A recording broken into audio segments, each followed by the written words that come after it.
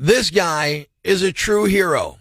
Good morning. I'm Rock 107's Prospector. A guy in Texas was sick of telemarketers calling. So last year, he started suing them for breaking the law when they did. And in 11 months, he's made about $75,000 in settlements. I would keep them on the line, find out what company was behind them or paying or what company I would get connected to. The hope is that there's enough of us who stand up, start pushing back, that it becomes more expensive for companies to negligently hire these telemarketers and then the benefit they receive from. Hopefully, after he's done suing their backsides into oblivion, he'll help us get rid of anything else on today's list of top 5 things that are almost as annoying as telemarketers. Here we go. Number 5, the 1877 Cars for Kids song. Top 5 things that are almost as annoying as telemarketers. Number 4, the NFL's overtime rules. Number 3, the guy with the suction cup stick who keeps raising the price of gasoline. Top 5 things that are almost as annoying as telemarketers. Number 2, clickbait that insists we won't believe what Barbara Eden looks like now.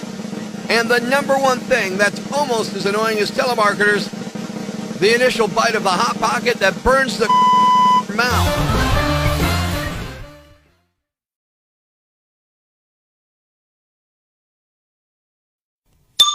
Breaking the news that's already broken. It's time for Prospector's Briefs on Rock 107. Someone in Texas released a live bat at a screening of The Batman. I'm just glad this person wasn't next to me when I saw Black Panther. The NFL has suspended Atlanta Falcons receiver Calvin Ridley for betting on pro games last year. Although, wouldn't it be a harsher punishment to make him play for the Falcons? A woman held up a Taco Bell drive-thru line for an hour because she was rude and employees refused to serve her, which is ironic because the last thing you expect when you go to Taco Bell is to get backed up. Making sure breaking news stays broken. Tune in tomorrow for Prospector's Briefs on Rock 107. Social media gave everyone a voice. Wouldn't it be better if some people had laryngitis? It's the wisdom of Twitter. The most amazing tweets of the week. Twitter handles have been changed to protect the stupid. On Rock 107. At Science Science tweets, I don't need to get vaccinated. My dad's a chiropractor. And at Just Doesn't Get It 89 writes, I'm vegan, but I still eat chicken and turkey. The wisdom of Twitter. Not Farmer Brown says, what animal is ham? That'll fix it. Says, slow internet, shake the wires. Sometimes the info gets stuck in there. Always works for me. And at, yep, that checks out tweets, Earth must be flat because if it was round, it would bounce. The wisdom of Twitter. At Maybe a Vegan 570 asks, how long does it take meat to grow back on the cow so you can cut some more? Twitter handle That Makes Sense says phones don't run on electricity, they run on batteries.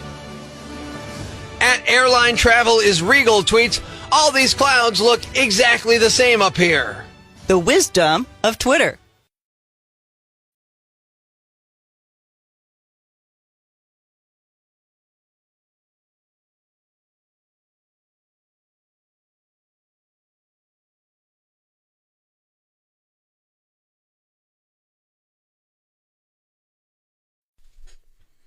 I can't believe people are cheating at this. Good morning, I'm Rock 107's Prospector. You know that person who's bragging about getting their Wordle right in one guess 3 days in a row? Yeah, didn't happen. It turns out people are cheating at Wordle and secretly giving up halfway through. According to a recent study by a data compiler, online searches for the answers increased 196% since the New York Times acquired Wordle. So now that's when we got the cheaters. And it's not just people who fail to guess the word, because if you don't get it after 6 guesses, they tell you what the answer is. But these are people going out and cheating after taking a guess or two. Supposedly, the state that cheats the most is New Hampshire, with Vermont and Rhode Island tying for second. The next biggest cheaters are in D.C., Massachusetts, and Maine. I'm going to save you cheaters the trouble of Googling the answer or guessing 6 times to find out. I'm going to give you today's Wordle word, okay? Go get a pen, open a note on your phone so you can jot it down. Here is today's Wordle word of the day. Are you ready? Here it comes. Today's Wordle word of the day is... So now you don't have to cheat. You already know it. You feel better about yourself. Talk about a tough gig. Good morning. I'm Rock 107's Prospector. Here's the only comedian hired to do Vladimir Putin's celebrity roast. We had some snippets on from him last week, but now we've got a satellite hookup. We're going live and checking out another set from the funniest guy east of Chernobyl, Yevgeny Volkov. Hello, Yevgeny. Vladimir Putin's mama so fat, when she wear high heel, she puncture Nord Stream 2 pipeline. Vladimir Putin's mama so fat, when she walk by state-run TV, I miss 3 episodes of Kremlin propaganda. Vladimir Putin's mama so fat, she puts cow in Moscow. Vladimir Putin's mama so fat, her blood type is borscht. It's a red soup from Russia, a Russian red soup. Bye, I'm Evgeny. Sooner or later, we'll find him dead. Here's the situation. At a restaurant, waiting to be waited on. Have been seated, waiting to be waited on. The time's clicking off. Nothing's going on. No drink order, no placemats at the table, nothing. I don't know what's happening. I'm waiting. It's not going on. I'm like, hey, I got a cell phone. So I go and I grab the cell phone and look up the number of the place I'm in. This is after about 5 or 6 minutes of just sitting there. And I'm like, I'm going to call the number. My wife's like, don't call. That's rude, blah, blah, blah. So we wait a couple more minutes. So now we're there for about 10 minutes. I'm like, that's it. I'm calling. Boom. Hit the website, find the phone number, call the phone number. Bring. Hello. Yeah, hi. Look over your shoulder. I'm waving. See? I've been sitting here for 10 minutes and ain't nobody come to take an order or nothing. No drinks, no silverware, not a thing. Can you come over? Oh my God, I'm so sorry. We'll be right over. Click. Now, the cold shoulder. Not from the waitstaff. My wife. I can't believe you did that. You couldn't just wait patiently. You're such a jerk. Am I a jerk? No, you're not. Oh, okay. You loaded it up. Would you shit if there was one out? What's else to eat? Yeah, but I really wanted to eat there. No, you should have went somewhere else, though. Go take your business elsewhere. You know where not to go next time. So the question is, am I a jerk for calling a restaurant that I'm sitting in after minutes and minutes and minutes and minutes and minutes of waiting and nobody coming by, calling them and saying, hey, I'm over here. Couldn't you help me out? Well, Prospector? Yes, it is. I've already got up and walked out. You're giving my new tactic. Would you try that or would you still just walk out? Well, I would have done the same thing. I would have Googled the number, looked it up, called them, and said, hey, and I'm going to go tell all my friends and put it on Facebook. Hey, Prospector? Yes. Hey, not a jerk. Definitely not a jerk. Now, how come? Would you do that? I would do that. That's a new idea.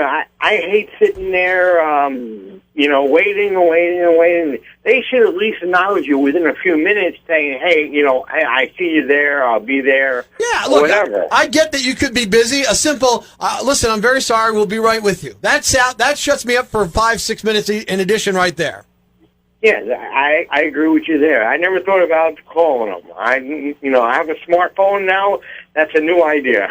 And the question today of, am I a jerk for calling the restaurant after waiting 10, 11 minutes to get a table, looking the number up on my phone, then calling and saying, hey, I'm over here. Could you come wait on me? The answer today, according to you, Northeast PA, I am not a jerk.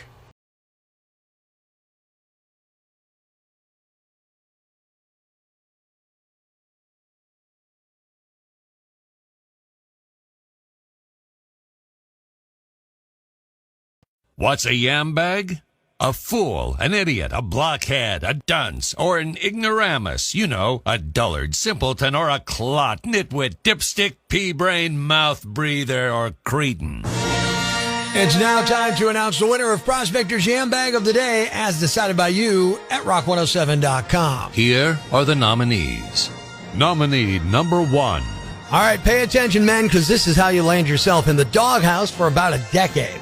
A woman who's been trying to get pregnant went on Reddit to vent about a very dumb suggestion her husband came up with.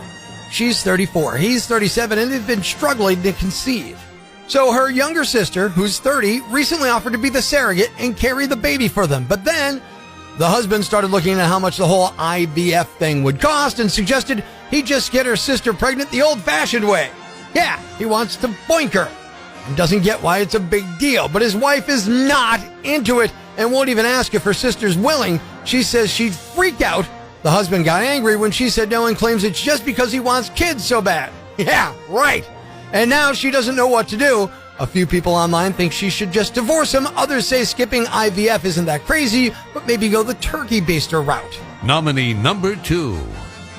If you're giving the cops a fake excuse, maybe just stick with one. A guy in Palm Coast, Florida recently got pulled over for speeding and offered 3 different excuses to police. Palm Coast is 30 miles north of Daytona Beach. They pulled him over for running a stop sign and doing 50 in a 30-mile-per-hour zone. First, the guy claimed he'd just bought the car and was only speeding because he didn't know how to get it out of sport mode. Then his story changed and he claimed he only ran the stop sign to avoid another car that was coming, but the cop said, I'd seen the whole thing and that wasn't true. So then he changed his story again and he claimed he just found out Putin threatened to nuke the world and he was rushing home to read the news. The day this stop happened was February 24th, so the timeline kind of works. That is the day Russia invaded Ukraine. Cop decided it wasn't a good enough reason to speed through a residential area, though, and gave him a ticket. Police posted the video with the hashtag Russian Home. And the winner is the husband who wants to save money on in vitro fertilization by doing it the old-fashioned way with his surrogate, who happens to be his sister-in-law. Good luck with that shot, buddy. You're the Yam Bag of the Day, and we'll move on to Friday's Yam Bag of the Week competition. Stay tuned weekday mornings for all the nominees for Prospector's Yam Bag of the Day right here on Rock 107. Thanks for listening to Prospector's Prime Cuts podcast. Be sure to catch us live weekdays from 5:30 to 10 a.m. on Rock 107 or online at rock107.com or the Rock 107 app, a free download for your Android or iPhone. Subscribe to the podcast on Apple Podcasts, Google Podcasts, Spotify, Stitcher Radio, or wherever you get your podcasts so you never miss Prospector's Prime Cuts.